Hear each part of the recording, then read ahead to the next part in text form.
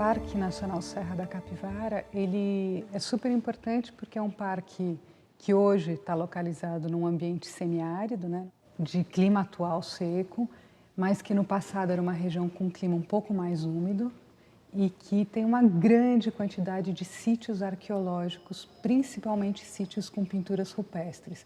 Os sítios arqueológicos são os lugares, né, onde você encontra vestígios da cultura material, que são objetos, podem ser sítios históricos, como restos de casas históricas, muros históricos, ou podem ser vestígios pré-históricos, né, como pedras lascadas, as próprias pinturas, os restos de fogueira. A gente tem uma diversidade de tipos de sítios arqueológicos aqui na região da Serra da Capivara muito interessante. Desde os sítios históricos, desde os sítios do índio que já tinha contato com o colonizador europeu, até os sítios mais antigos e sítios que podem demonstrar uma ocupação humana muito antiga para a América.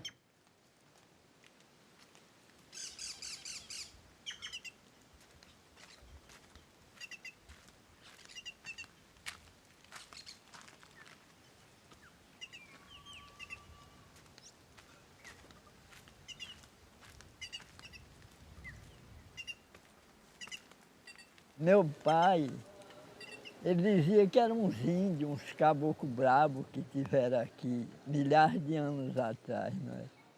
Que esse homem era caçador, que nesse tempo não tinha ferramenta. Eles usavam era pedra lascada. E o animal que eles pegavam lá no mato, que chegava naquela toca, eles desenhavam ele, por exemplo, o capivara, ema, veado gaíra, que não tem mais, mas nesse tempo tinha, não é?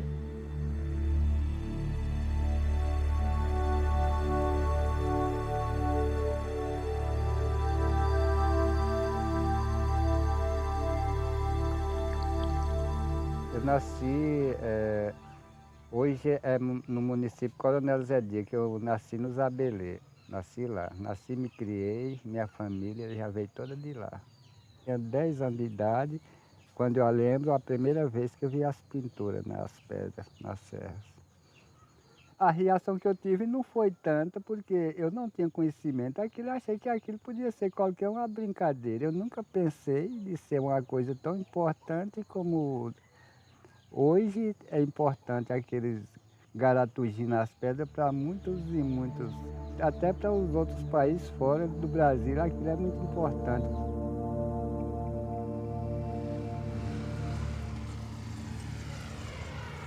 Aquelas áreas da Pedra Furada ali, ainda era a terra do meu avô ali, então, que é o parque, né? Ainda peguei a minha infância ainda andando. Uma das vezes eu perguntava ao meu avô, né? Quem deixou aquelas pinturas? O que que eram aquelas pinturas, né? Aí ele disse, eu não sei, meu filho. A gente chegou aí, né? Botou a roça, já tinha essas pinturas. Nós já achamos que são os índios caboclo brabo que deixaram aí essas pinturas. Né? Mas a gente não sabia, eu mesmo não sabia do valor que ela representava, né? E que era de civilizações bem atrás do índio que meu avô falava que era deixado por eles, né?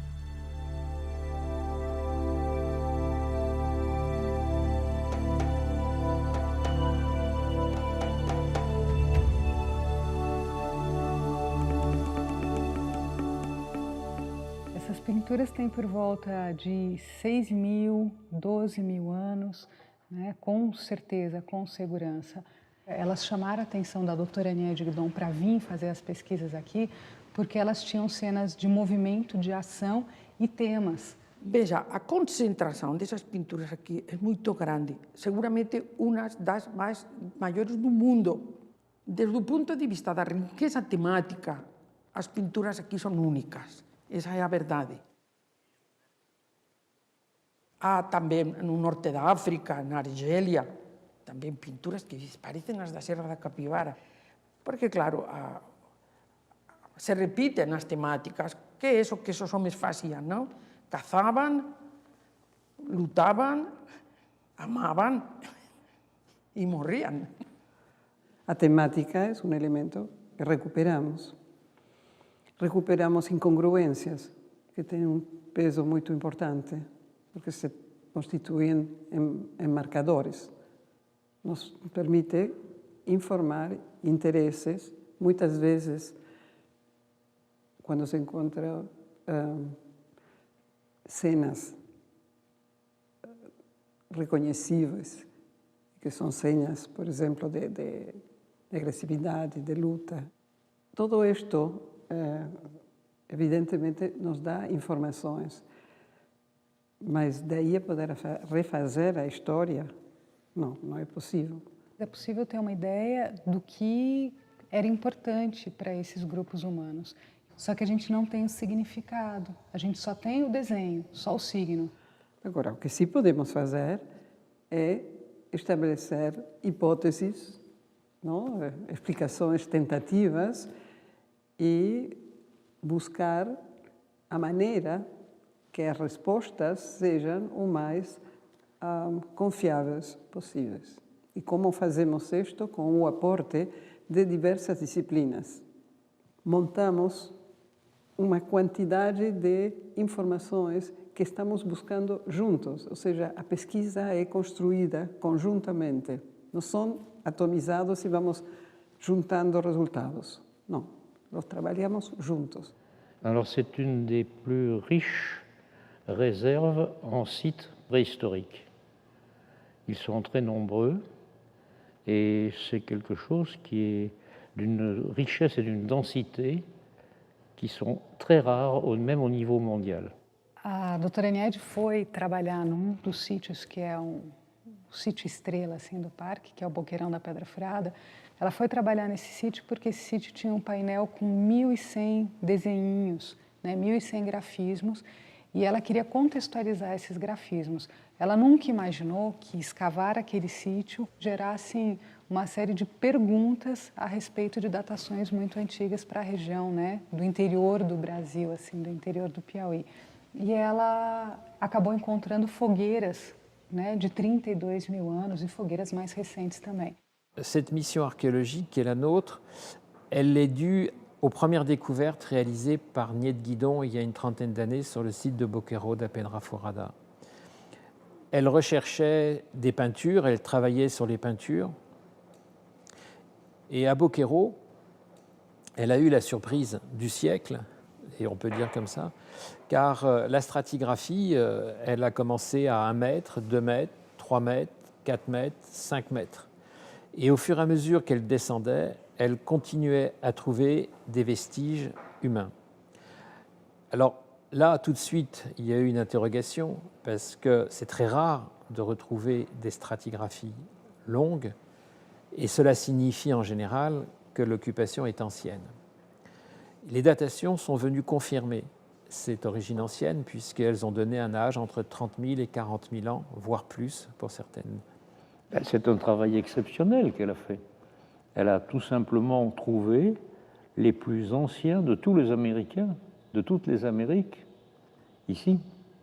Isso daí gera uma polêmica muito grande, porque a princípio se acreditava que a ocupação da América era uma ocupação muito recente, no máximo há 20 mil anos, quando formou uma ponte de gelo lá na Beríngia, no Estreito de Bering, unindo, né, a região da Ásia com a região da América. Quando a doutora Aniede encontra datações mais antigas que isso, começa a ser questionada, né, a teoria de povoamento da América, que seria uma região que teria sido povoada pelos grupos humanos em épocas muito recentes.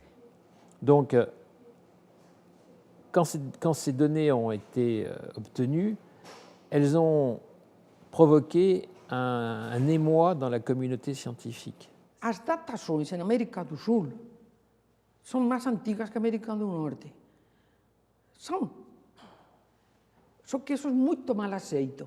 Il était impossible de retrouver plus vieux parce que les plus vieux vestiges en Amérique du Nord étaient de l'ordre de 12 000 ans. Donc, comme on imagine qu'ils sont passés par l'Amérique du Nord et l'Amérique centrale avant d'arriver en Amérique du Sud, on ne devait pas trouver de sites plus anciens de 12 000 ans en Amérique du Sud. Et là, patatrac, 30 000, 40 000 ans. Aí começa a se tentar verificar, né, a questão das idades, das possíveis rotas, né, de deslocamento desses grupos humanos para a região da América. E aí as pesquisas daqui vão indicar que realmente Bering, há 20 mil anos, foi sim, né, uma ponte biogeográfica de deslocamento desses grupos humanos, mas que, né, muito provavelmente não foi a única ponte nem num único período. E aí começa a se questionar, né, onde é que estariam os sítios mais antigos da América, porque ele não pode estar no meio do Piauí, né? Os grupos humanos têm que ter se deslocado de algum lugar, norte, sul, leste, oeste, para chegar até a região do interior do Piauí.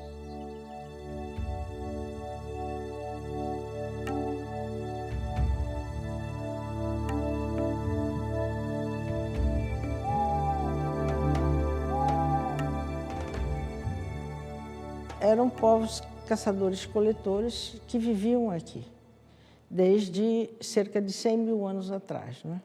Agora, esses primeiros grupos eram muito pequenos e, como é uma região onde o clima era muito úmido e muito quente, nós quase não temos restos humanos muito antigos. Nós temos mais de 1000 sítios, dos quais mais de 900 com pinturas rupestres, né? Então, isso permite um estudo detalhado de toda a parte da tecnologia, do lascamento das pedras, o aparecimento da cerâmica e como eles foram evoluindo tecnologicamente durante todo este tempo, não é? Agora, estamos fazendo pesquisas de DNA para ver se conseguimos definir a origem desses homens, mas tudo indica que eles vieram da África, porque há cerca de 130 mil anos a África passou por um período de seca muito grande e as pessoas saíam para o mar para procurar comida. E os ventos e as correntes trazem aqui para o norte, para a região de Parnaíba. Existem correntes que chegam aí, existem correntes que chegam no litoral da Bahia, trazendo da África para cá, né?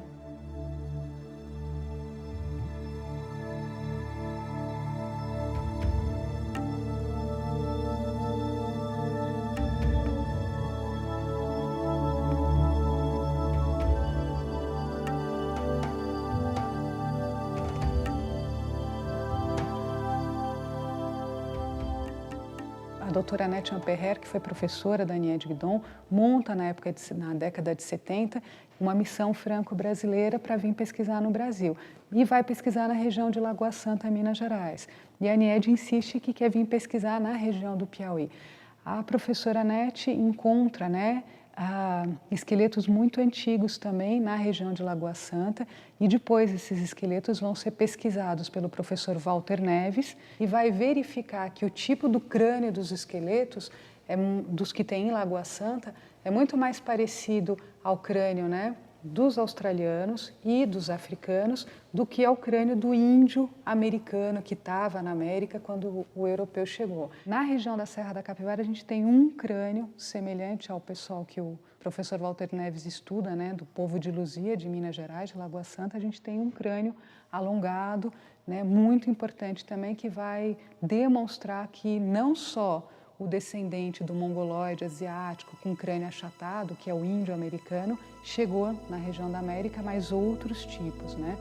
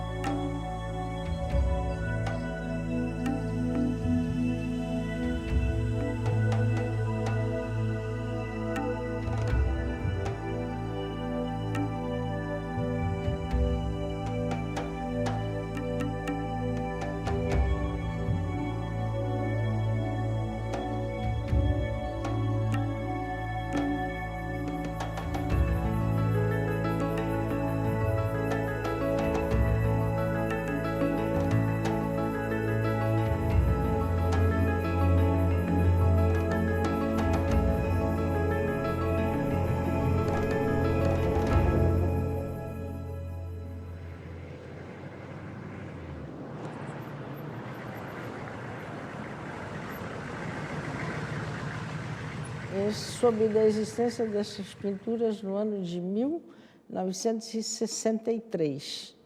Na ocasião, eu trabalhava no Museu do Ipiranga, em São Paulo, da USP, e organizamos uma exposição sobre pinturas rupestres. Me tornei prefeito da cidade logo ainda jovem, com 28 anos, e um dia recebi um memorando do Museu Paulista, né?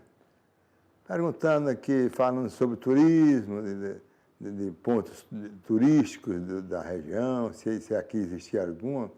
Aí nós, assim, na nossa turminha da época, disse, rapaz, vamos mandar para São Paulo essas pinturas dos índios, isso é uma novidade. Eu sei que nós tiramos aí, talvez, mais de uma dúzia de retratos, né?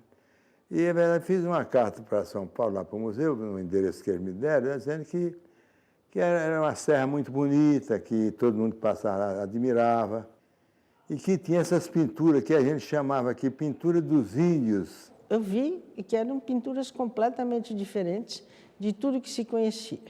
Em dezembro de 63, eu peguei o meu carro e vim de São Paulo para ver essas pinturas. Só que era mês de chuvas e tinha uma ponte no Rio São Francisco que tinha rodado, eu não pude passar, né?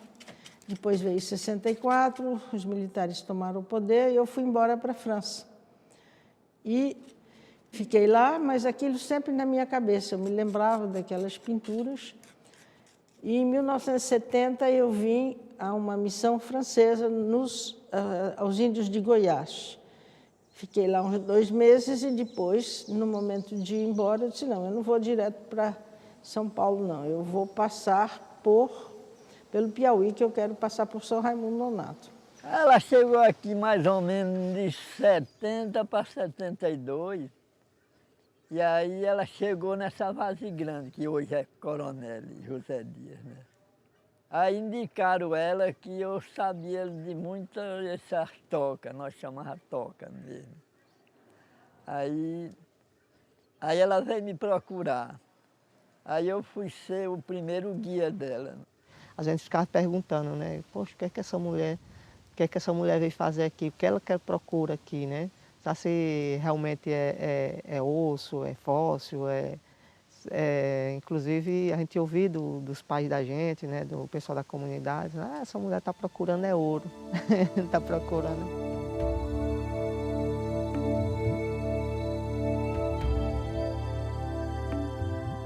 Bom, esse processo, né, de pesquisa, criação do Parque Nacional já tem praticamente 40 anos. Quando foi criado o parque, quer dizer que o Zabelê ficou sendo o coração do parque.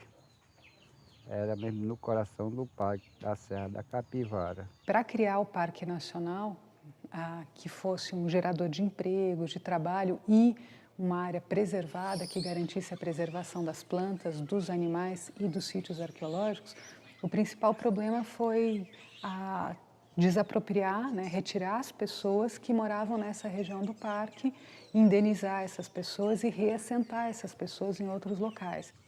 Não, isso aí não foi coisa fácil, não. Foi uma coisa muito dura e dolorosa. Por quê? Porque a doutora Niede, ela contratou uma equipe de fora para convencer a gente que o povo não queria sair das suas terras, suas propriedades, deixar tudo o que tinha para sair. Não queria de maneira nenhuma. Isso era poucos que queria. É um parque nacional, federal. Então, o governo federal tinha que indenizar a todos. Então, o que nós fizemos? Nós fizemos o levantamento de todas essas pessoas e passamos ao governo federal. E daí surgiu o problema, ninguém era proprietário. Eles se instalaram, se diziam donos da terra. Então, o governo federal não podia pagar. Aí, houve toda uma série de reuniões lá em Brasília e nós conseguimos uma solução, que eles pagariam pelos bens, não pela propriedade da terra, mas por aquilo que eles estavam deixando, as casas, as roças, as cercas, não é? Nada teve valor, foi muito baixo o valor que eles deram, mas aí eles conseguiram seduzir o povo que tinha que sair daquela área, porque aquela área ia ser o Parque Nacional, não ia ficar ninguém dentro, quem não saísse por bem, tinha que sair por mal, mas ia sair de dentro da área. Nós fizemos o levantamento e fizemos de maneira que o preço dessas coisas cobrisse o valor daquela terra, para eles poderem comprar outras, entende? Naquele tempo o povo não tinha conhecimento das leis, não sabia o que era lei, aí se assujeitaram a sair. Então, dessa maneira, eles foram indenizados.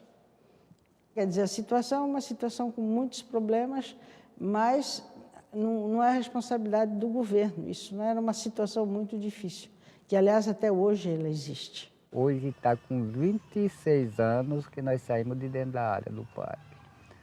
Esse povo não sabia trabalhar na cidade, só sabia trabalhar em roça, então quando nós chegamos aí foi difícil demais. Então a raiva dela cresceu por essa...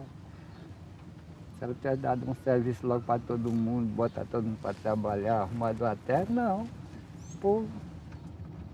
A comunidade, ela não perdeu as casas, a comunidade do Sítio do Mocó, perdeu algumas roças que existiam no parque, né? Então, assim, a aceitação dela foi bem melhor do que outras comunidades. Ao mesmo tempo, ela amenizou esse sofrimento, assim, da perda, né, das terras, porque ela foi dando serviço, foi dando trabalho, né?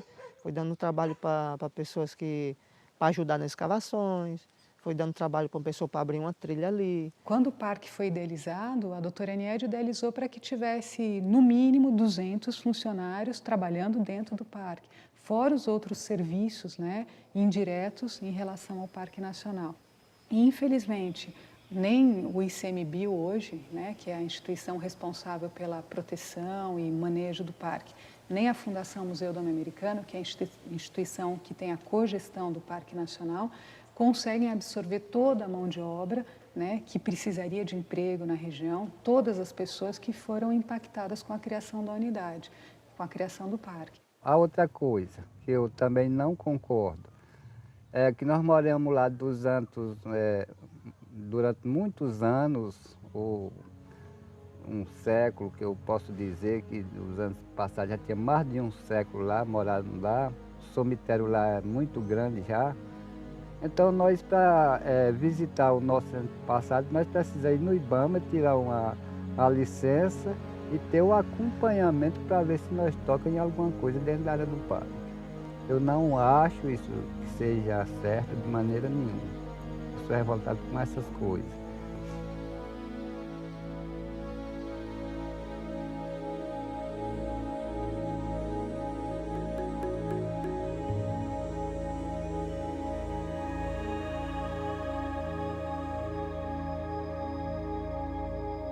Como o parque, né, foi criado em 1979, então a gente já tem praticamente 3 gerações, né? A geração de pessoas que têm por volta de 70 anos hoje, que tiveram que sair da área do parque, né, e sofreram diretamente o problema da desapropriação, da demora de indenização e tudo mais. E essas pessoas, elas têm normalmente uma certa mágoa. Os filhos destas pessoas que foram desapropriados, que de certa forma se sentem lesados em relação à herança, né, em relação ao que era para ser meu.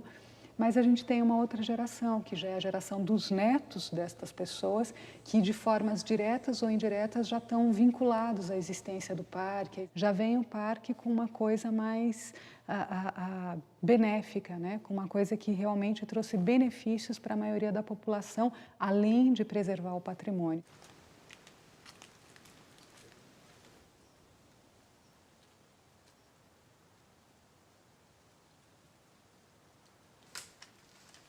Quando ela chegou aqui, não tinha estrada, não tinha energia para aqui. Esse terreno aqui foi o que a doei para uma escola que ela arrumou uma escola na Itália. Teve uma escola, ensinou muita criança aí.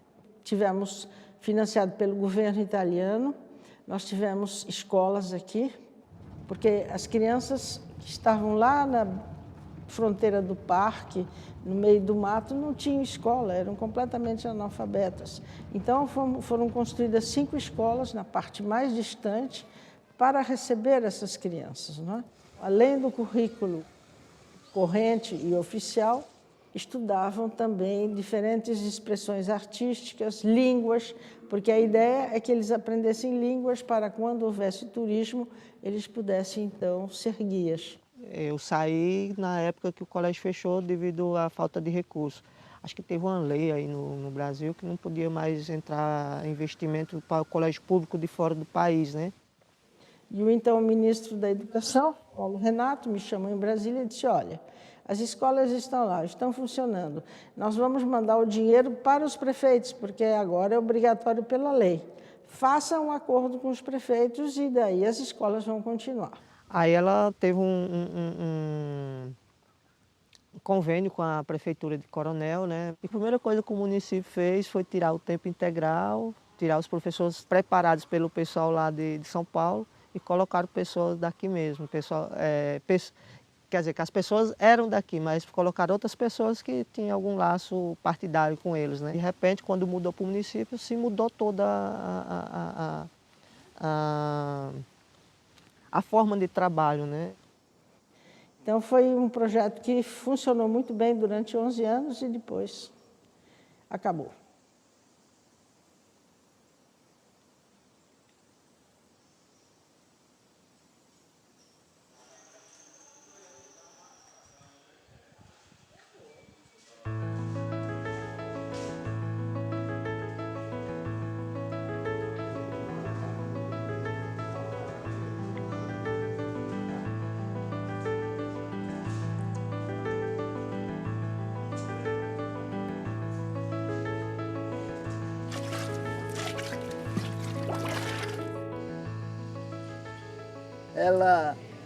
Ela sempre dizia que nós aqui, nós tínhamos com que nós viver. Nós é quem não sabe aproveitar uma cerâmica dessa. Nós não tínhamos condições de formar uma cerâmica dessa. A cerâmica, nós tivemos o apoio do Banco Interamericano, nós trouxemos um professor da Itália, um do Japão, ensinaram as pessoas daqui a fazer essa cerâmica. E depois, então, quando começou a funcionar bem e a se transformar em algo comercial, nós então passamos para uma pessoa que é hoje a proprietária da cerâmica e que explora aquilo, não é? Dentro das mesmas bases que nós tínhamos. Ela ajudou muito o pessoal e vive ajudando, porque tem talvez umas 300 pessoas mais dentro do parque, tudo ganhando dinheiro por causa dela.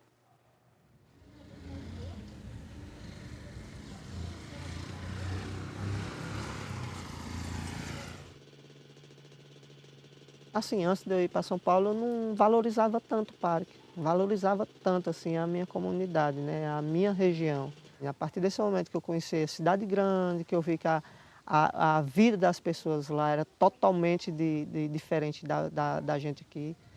Vida bem mais estressante, mais corrida, né? Eu vim mesmo e peguei com unhas e dentes o parque, né? E me passaram para vigilante, fui fazer o curso de formação de vigilante, né? E hoje o parque é a minha vida, cara.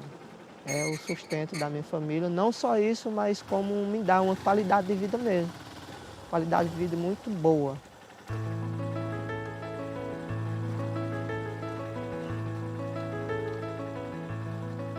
Em 91, face a tudo o que havia sido descoberto, as datações dessas pinturas e tudo, a Unesco declarou o parque um patrimônio da humanidade. Todos os patrimônios da humanidade reconhecidos pela Unesco constituem atrativos turísticos extremamente importantes. E o que nós estamos procurando desenvolver aqui, desde que o Banco Interamericano fez um estudo sobre a questão econômica da região, como fazer para obter o desenvolvimento econômico e social.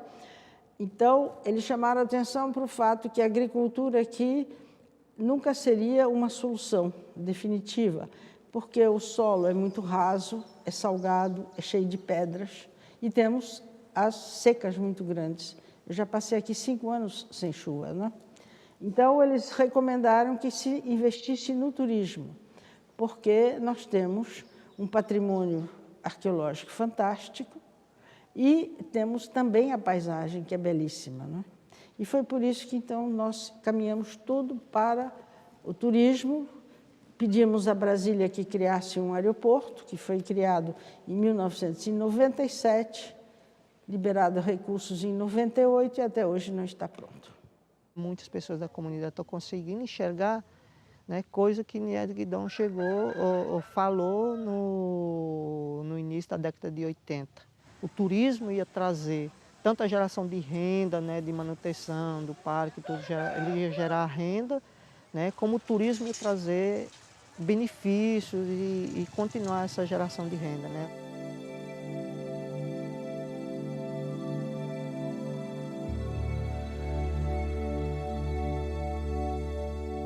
Todo o material que foi coletado nessas escavações desses 40 anos, e o pessoal então dizia, manda para São Paulo, manda para o Rio de Janeiro.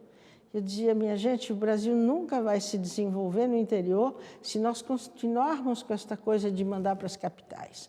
São Paulo, o Rio já tem muitos museus, nós precisamos guardar isto aqui, porque é aqui que viveram esses povos e isso tem que servir para ajudar a população que mora aqui hoje, né?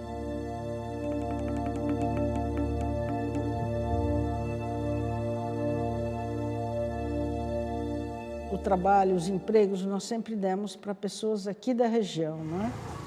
E, inclusive, antigamente, os pesquisadores vinham todos de São Paulo, de Pernambuco, de outros estados. Agora nós temos aqui a Universidade Federal do Vale do São Francisco, que está formando pessoas. Há um pouco mais de 8 anos atrás foi criada uma graduação de arqueologia, mas o que é interessante aqui é que a gente tem um curso de arqueologia da Univasf numa região que tem um potencial arqueológico fantástico e o que permite principalmente formar pessoas que moram aqui, tanto na região de São Raimundo Nonato, Coronel José Dias, como em outras cidades próximas, né, do entorno do Parque Nacional. Eu imagino os meus filhos, né, tendo uma formação que venha trabalhar do parque, né, porque o parque ele é multidisciplinar, tem várias formas de se trabalhar, né, eles terminar a universidade. Eu acredito que hoje a maior parte da população enxerga o Parque Nacional Serra da Capivara, a Fundação Museu Dom Americano, como instituições, né, extremamente importantes para as pessoas, para a região, né, do semiárido do Piauí. Realmente o que foi descoberto aqui é absolutamente fantástico, não é? A arqueologia, não só na arqueologia, mas também em outras disciplinas, todos os pesquisadores que vêm aqui, botânicos, zoólogos, descobrem espécies novas, então realmente o resultado científico é muito grande. C'est un parc qui a préservé plus de 1500 sites archéologiques et en cela c'est quelque chose d'exceptionnel sur un plan du patrimoine, conservation du patrimoine et des recherches. Há uma responsabilidade muito grande em relação à preservação desse patrimônio e dessa pré-história, porque o Brasil é um dos poucos países do mundo que tem ainda populações vivas, que são os descendentes diretos das populações indígenas que os portugueses encontraram quando chegaram aqui. Se eu tivesse que dizer que é o mais importante deste, é que temos aqui criado um centro de excelência e temos integrado a estudantes que senão não teriam feito sua vida diferentemente, mas que hoje já podem esperar tudo. C'est un métier de passionné et on ne le réussit pas quand on n'est pas passionné. Agora tem os jovens que têm que ficar no meu lugar, não é? Eu acho que eu já briguei bastante, agora eu preciso me acalmar.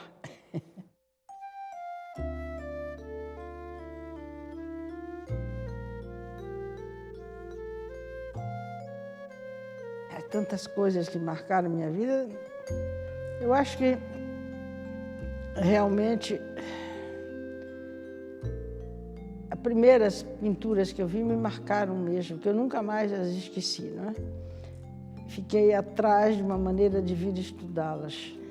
Eu acho que, não sei, às vezes quando eu vejo a paisagem, às vezes quando eu vejo, por exemplo, os bandos de andorinhas que chegam do Canadá, que vêm passar, o inverno de lá vem passar aqui, os patos selvagens, eu acho que tem tanta coisa bonita nesse parque, as pinturas, tudo aquilo que está retratado ali, não é? Eu gosto de tudo. Mas, por outro lado, foi bom porque está preservando a mata, está preservando os animais, está preservando tudo aquilo que tinha. Porque muitos deles já estavam até em extinção. Então isso é muito bom para a nova geração. Nós devemos o parque o que já tem feito, o que já tem sendo estudado e tudo, nós devemos a professora Nélia Guidon. Ela se tornou uma entusiasta, ela se tornou, o parque hoje é a vida dela. Depois que ela chegou aqui, nunca me faltou um ganho de nada, né? Porque sempre, hoje eu faço caminhada para ela, que ela gosta de dizer que eu sou o guia dos pesquisadores. Porque o avaliamento que eu faço com a doutora Niede, eu sempre digo, a mulher é muito corajosa, muito trabalhadora, ela tem assim ela é uma pessoa que ela sonha muito alto, ela é uma pessoa que enxerga muito distante. Então, eu mesmo, da minha parte, eu dou 10 para ela, porque ela é batalhadora.